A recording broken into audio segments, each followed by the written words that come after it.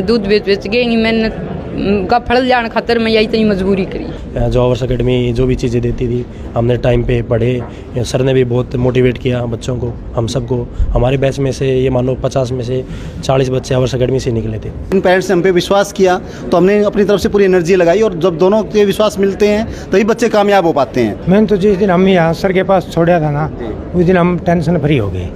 2 साल 4 साल जिस दिन भी होगा यहाँ से सक्सीड होके निकलेगा। मेहनत करने वाले बच्चे डेफिनेटली कामयाब होते हैं, और एक पोस्ट पे नहीं जाते वो, उनके लिए सैकड़ों पोस्टों के ऑप्शन खुलते हैं। जो उरू लिकड़ के एडमी माया नहीं जब मेरे उम्मीद होगी भी तेरा छोरा एक दिन अफसर बनेगा। आप मेहनत करते रहिए, सफलता एक दिन आपकी कदम जरूर चूमेगी। अक्सर देखा जाता है कि एक बच्चे को उसके पिता के नाम से जाना जाता है। आज आपको आपके बेटे के नाम से ये मान सम्मान मिला। अब हमारे एकेडमी में जब भी कभी बच्चों के एडमिशन होते हैं तो एक टेस्ट लिया जाता है, स्कॉलरशिप टेस्ट होता है वो। उस टेस्ट के साथ कैरियर काउंसलिंग का सेशन रखा जाता है। अभी हमारा 17 मार्च को फिर स्कॉलरशिप टेस्ट है। इसमें 8th क्लास से लेकर 12th क्लास या 12th क्लास पास आउट बच्चे सभी एग्जाम दे सकते हैं, लेकिन वो अपने पेरेंट्स के साथ आएँ। उनके पेरेंट्स को भी हम कैरियर काउंसलिंग की जाएगी, और साथ में बच्चों को भी उनको गाइड किया जाएगा उनके फ्यूचर के लिए क्या बेस्ट है और क्या बेस्ट अपॉर्चुनिटी उनके लिए उनका वेट कर रही है। आपने अक्सर सुना होगा कि जब तक आग में नहीं तपता तब तक सोना नहीं बनता, और तस्वीरों में जो नवीन आप देख पा रहे हैं ये है वो खरा सोना।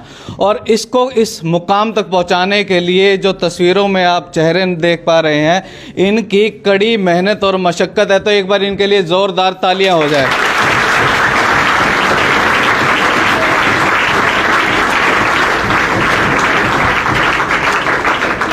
नवीन ग्रामीण परिवेश से निकला हुआ एक ऐसा बच्चा जो आवर्स एकेडमी पर आया और आज क्लास 1 के रैंक पर पहुंच चुका है। इसके पीछे का क्या सफ़र रहा नवीन से ही जानते हैं। नवीन जी, सबसे पहले तो कॉन्ग्रेचुलेशन। धन्यवाद जी, धन्यवाद। आपके इस मुकाम पे पहुंचने के पीछे आवर्स एकेडमी का कितना साथ रहा, कितना योगदान रहा? सर 2012 में जब मैं दूसरा बैच था 6 ईयर का, तो सर की ही गाइडेंस रही।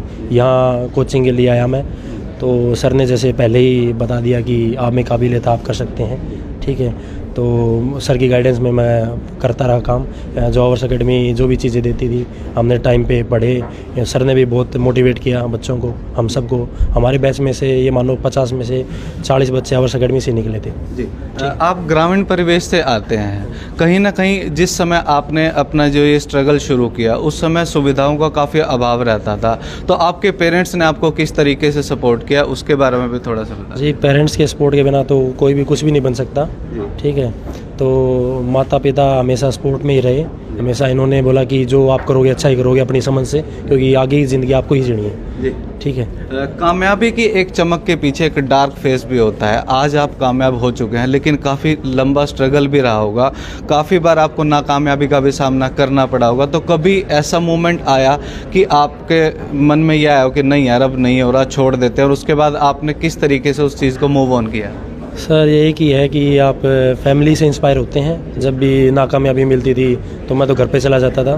तो थोड़े फैमिली के साथ टाइम स्पेंड जब आप करते हैं टाइम, तो आप रिलैक्स फील करते हैं। ऐसे होता है कि जैसे शहरों में लाइफ बहुत ज़्यादा फास्ट है, गांव में थोड़ी स्लो है, तो वहाँ आप रिलैक्स हो जाते हैं। तो आप दोबारा मोटिवेट हो गए, घर से आप दोबारा तैयारी के लिए और कैरी ऑन करते हैं। कहीं ना कहीं किसी कामयाबी के पीछे ना पिता को तो हमेशा से ही क्रेडिट मिलता है, लेकिन आज आपकी कामयाबी की कहानी के पीछे कहीं ना कहीं एक बहुत बड़ा रोल आपकी माताजी का रहा है। तो वो किस तरीके से रहा? सर जो अपने हरियाणा की सोसाइटीज़ हैं इसमें पिता और जो पुत्र का हमेशा फासला रही है, ठीक है। तो और माता के साथ हमेशा लगाव रहता है एक पुत्र का, जैसे पुत्री का पिता के साथ रहता है, तो वैसे ही माता ने हमेशा सपोर्ट किया है। हर चीज़ें मैं माता के साथ ही शेयर करता था। तो इन्हीं का जो आशीर्वाद है माता पिता दोनों का, ये रहा है हमेशा। चलो इनकी माताजी से भी बातचीत कर लेते हैं। माताजी बधाई हो सबसे पहले। बधाई। आज तो मतलब खंड का पैर के जमा तैयार हो रहे हो। खुश हो रहे हैं। कितनी खुशी है? खूब खुशी है। अभी जो है पुनिया सर बता रहे थे कि आपने दूध बेच कर जो अपनी सेविंग इकट्ठे करी, उसके बाद आपने अपने बेटे को पढ़ाया और आज इस मुकाम पर पहुंचा। हाँ, मैं यही काम किया। अभी मैं दूध बेच के मैंने का फल जान खातर मैं यही इतनी मजबूरी करी। उम्मीद थी? बहुत खुश। हाँ, खूब उम्मीद ही। ठीक है। हाँ, खूब ही। मेरे जो उरू लिकड़ के एडमी माया नहीं जब मेरे उम्मीद होगी भी तेरा छोरा एक दिन अफसर बनेगा। तो अभी पुनिया सर बता रहे थे आप उलाने भी दिया करते भाई हमारा छोरा कौन ला गया, क्या बात होगी ना। यो तो फिर रही जटा पर एक पेपर में थोड़ी हुआ है। बहुत पेपर दिए, बहुत कम रहा। लेकिन पुनिया सर पे विश्वास था। हाँ विश्वास है हमने। और जो बच्चे आप में आवेगा वो टाबर कामयाब हो गए लिखड़ेगा। ठीक है जी। तो नवीन के पिताजी भी हमारे साथ मौजूद हैं, उनसे भी बातचीत कर लेते हैं। नमस्कार जी। नमस्कार। कितनी मेहनत करनी पड़ी आज बेटे को इस मुकाम तक देखने के लिए? मैंने तो जिस दिन अम्मी यहाँ सर के पास छोड़ा था ना, उस दिन हम टेंशन फ्री हो गए। 2 साल 4 साल जिस दिन भी होगा यहाँ से सक्सीड हो गए निकलेगा। अच्छा, पूरा विश्वास था? हाँ पूरा विश्वास था, बच्चे पे पूरा भरोसा था। सर पे के संपर्क में रहे हमेशा भी उनसे गाइडेंस लेते रहो तो किस्मत सासी का साथ देती है। कितनी खुशी मिलती है। अक्सर देखा जाता है कि एक बच्चे को उसके पिता के नाम से जाना जाता है, आज आपको आपके बेटे के नाम से ये मान सम्मान मिला। हाँ बहुत ज़्यादा है। तो आवर्स परिवार के जो डायरेक्टर हैं सुरेंद्र पुनिया सर, वो भी हमारे साथ मौजूद हैं, उनसे भी जान लेते हैं इस जर्नी के बारे में। सर, मैंने अक्सर एक चीज़ देखी है कि कहीं पे भी एकेडमी या इंस्टीट्यूट में जो है स्टाफ को केवल स्टाफ और स्टूडेंट्स को सिर्फ स्टूडेंट समझा जाता है, लेकिन आपके मुंह से हमेशा एक ही चीज़ निकलती है, आवर्स परिवार। तो आपने इस परिवार को किस तरीके से संजोया? देखो आज जो आवर्स अकेडमी जिस बुलंदियों पे है ना, ये मेरे अकेले की मेहनत नहीं है। यहाँ जो पूरी टीम काम कर रही है, ये जितने बच्चे हैं, इनके पेरेंट्स का विश्वास है जो इस अकेडमी को यहाँ तक लेके जा रहा है। अब जैसे इन पेरेंट्स ने हम पे विश्वास किया तो हमने अपनी तरफ से पूरी एनर्जी लगाई, और जब दोनों के विश्वास मिलते हैं तभी बच्चे कामयाब हो पाते हैं। अगर जैसे हम डॉक्टर के पास ट्रीटमेंट करवाने जाते हैं, अगर हमें डॉक्टर पे विश्वास नहीं हो तो नेचुरल बात हो, कोई भी दवाई दे वो या कोई मेडिसिन दे, उसको असर नहीं करेगी। वैसे मैं हर पेरेंट्स से एक ही बात कहता हूँ कि आप विश्वास करके हमारे पास आइए, तो हम भी अपनी पूरी आत्मीयता के साथ बच्चे के साथ काम करेंगे, और बच्चे भी अगर पूरी ईमानदारी रखेंगे सब्जेक्ट्स के साथ, कोर्स के साथ, तो डेफिनेटली वो कामयाब होंगे।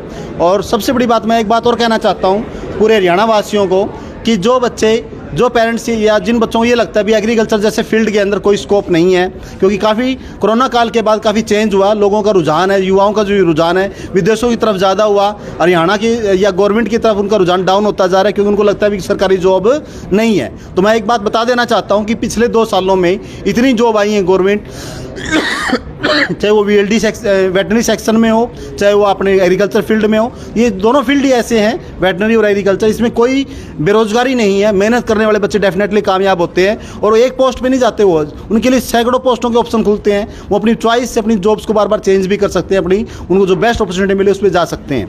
अब अभी हम बात करें, पीछे 600 पोस्ट ADO की आई थी, अब जैसे बच्चा बता भी रहा था, फिर SDO की पोस्ट आई हैं, अब HDO की पोस्ट आई हैं, अब आगे साइंटिस्ट की पोस्ट आने वाली हैं। तो पोस्ट की कोई कमी नहीं है, गवर्नमेंट जॉब बहुत हैं, बस मेहनत की कहीं ना कहीं कमी रहती है बच्चों की। आप मेहनत करते रहिए, सफलता एक दिन आपकी कदम जरूर चूमेगी। और इन फील्ड के अंदर आप पूरी मेहनत कीजिए, एग्रीकल्चर है या वेटनरी है, में आप मेहनत करते रहिए, आपको जरूर अच्छा है, कम टाइम में आप जॉब पा जाएंगे। सर, अक्सर देखा जाता है कि अपॉर्चुनिटीज़ तो हैं, लेकिन जानकारी का अभाव रहता है, जिसकी वजह से जो है स्टूडेंट्स को वो जानकारी नहीं मिल पाती।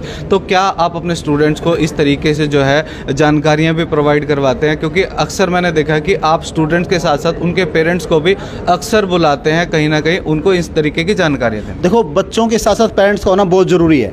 अगर पेरेंट्स को अगर हम गाइड कर पाएंगे तभी वो अपने बच्चों को उस दिशा में डाल पाएंगे। अकेला बच्चा डिसीजन नहीं लेता, वो कच्ची मिट्टी की तरह है। अगर उसको हमें अच्छा घड़ा बनाना है तो उसको उस सांचे में ढालना पड़ेगा, उसके लिए पेरेंट्स का रोल बहुत बड़ा महत्व होता है। टीचर के साथ साथ पेरेंट्स का भी उतना ही रोल है जितना टीचर्स का है।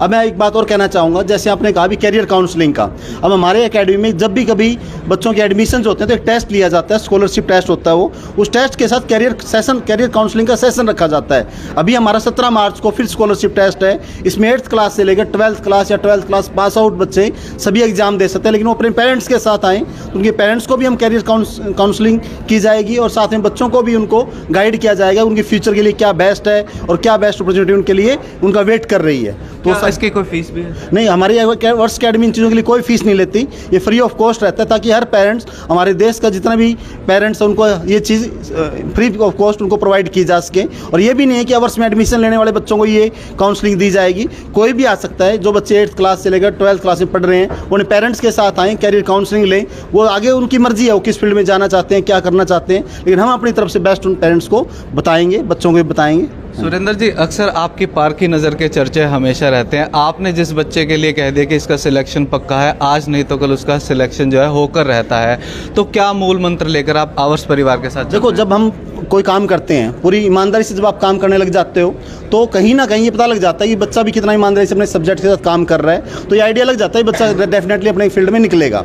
और ये इतना एक्सपीरियंस हो गया। अब हम 2003 में मैंने इंस्टीट्यूट स्टार्ट किया था जब मैं +2 करके निकला था, और 2008-9 में मैंने इसको फुल फ्लैश एकेडमी का रूप दिया था, और आज उस चीज़ को 15-16 साल हो चुके हैं। तो इस जर्नी के दौरान हमें हर टाइप के बच्चे, हज़ारों बच्चे पढ़ाए हमने, हर साल हज़ारों बच्चे पढ़ के जाते हैं। उसमें हमें यही पता होता है कि बच्चे कौन ईमानदारी से काम कर रहा है, कौन अपने सब्जेक्ट्स के साथ खिलवाड़ कर रहा है, या कौन अपना टाइम वेस्ट कर रहा है। उन सब बच्चों को हम गाइड करते भी रहते हैं, और हमें आइडिया लगता रहता है ये बच्चे अच्छा करेंगे और अच्छा निकल भी जाएंगे। जैसे नवीन है, 2012 में आया था, वो पहला दिन था जब 10th करके आया था, उसी टाइम मैंने इनके पेरेंट्स को कह दिया था ये बच्चा आपका डेफिनेटली एक दिन अफसर बनेगा, और आज वो दिन है। अब हमारे टोटल 63 बच्चे एडीओ की पोस्ट पे, एचडीओ की पोस्ट पे लगे हैं। उसमें हमारे ओवर्स के बहुत सारे बच्चे हैं, बट इस एक बच्चे को मैंने बुलाने का रीज़न ये था, ये बच्चा मिठाई खिलाने के लिए मेरे पास पहुंचा, क्योंकि इस बच्चे को ये था भी सर ने हमें उस टाइम कहा था, हाँ काबिल बनाया। तो ये बच्चा जैसे आया तो मैंने बच्चों को, अपने बच्चों के साथ रूबरू करवाने का रीज़न भी यही था कि हमारे बच्चे भी जाने कि किस तरीके से हम बच्चों को तैयार करते हैं, और ये बच्चे किस तरह से अपनी मेहनत करके वहाँ तक पहुँचते हैं। कितनी असफलताओं का सामना भी इनको करना पड़ता है।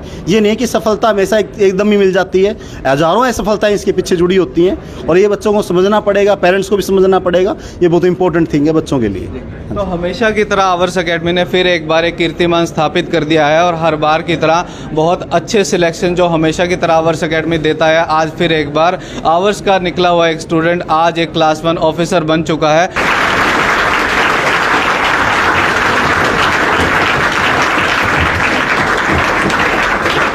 इन माँ बाप की मेहनत के लिए आपकी जो भी राय है वो कमेंट करके ज़रूर बताएं। उस वीडियो को शेयर करना ना भूलें। धन्यवाद।